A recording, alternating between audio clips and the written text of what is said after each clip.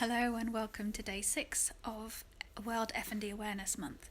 Today's subject is the daily challenges that I face. So, these kind of fall into two categories, maybe three. The first category is the same kind of daily challenges that anyone with a chronic illness has to go through. Managing fatigue levels, making sure the medication is okay, arranging doctor appointment, hospital appointment, rearranging those things, all of those kinds of things. Pacing, making sure you're resting when you should, listening to your body, all of those kinds of things, those daily challenges. Then specific to FND, daily challenges you might face are, as I've mentioned before, the unpredictable nature of FND. What can you do today? Can you walk today? Can you stand up today? Can you go to the toilet by yourself today? Can you feed yourself? Can you get out of bed? All of those uncertainties you literally never know. Sometimes you can find a baseline within your own set of symptoms. So I know I'm not going to be able to get up and just go for a run tomorrow morning. Although I used to think that I could just will myself to doing that. Genuinely did think that if I just told myself I would be fixed, then the next day I would be.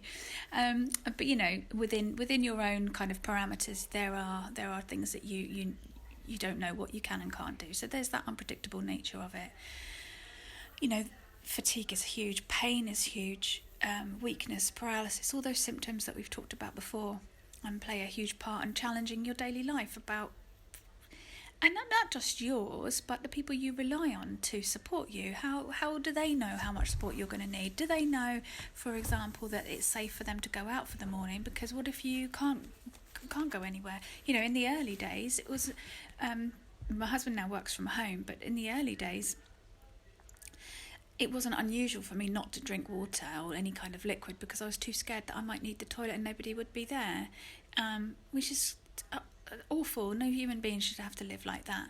I didn't know how to cope as a disabled person, and with zero support at that point, my family certainly didn't know how to cope. So that was difficult, and still is difficult. For the family to know how to support you, what level of support you need. You can't make any plans. Friends, friends don't know how to. Some friends don't know how to respond when you become something different in their life.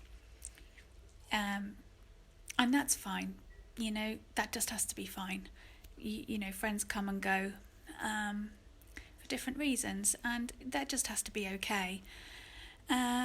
It's hard sometimes when you're already going through really a lot and you kind of just, the support network that you might have thought you had, you might not have anymore. So that can be difficult, but that is just life, and you have to just let those things go. So that's a challenge. Who do you talk to?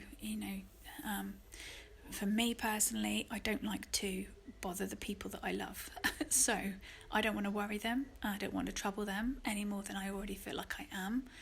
Again, this is my internal ableist voice talking about me being a burden to people. So it's a constant battle within me to think about how much am I asking of somebody else when really I don't feel comfortable asking anything of anybody.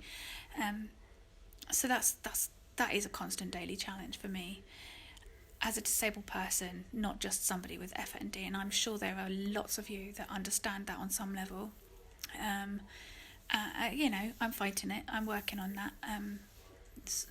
Trying to get rid of those voices that say those things. Then there's the other kind of struggle, which isn't necessarily a daily struggle, but is something that you can encounter daily with FND, and that is the other people's opinions about FND and what their thoughts are about what's going on with you. And that is a challenge because a lot of times, without any proper understanding, people can think that you have a mental health illness when you have a neurology problem. It's a neurological malfunctioning of the brain, not a mental health issue. However, they can be parallel, they can intertwine, they can coexist. So I get it that it's difficult, but it's a real challenge to get people to listen to you. And if you've got a new symptom, it's a challenge to get the doctors to listen to you. So that's another fight that you have on your hands. Them not just saying, oh, this is just FND. So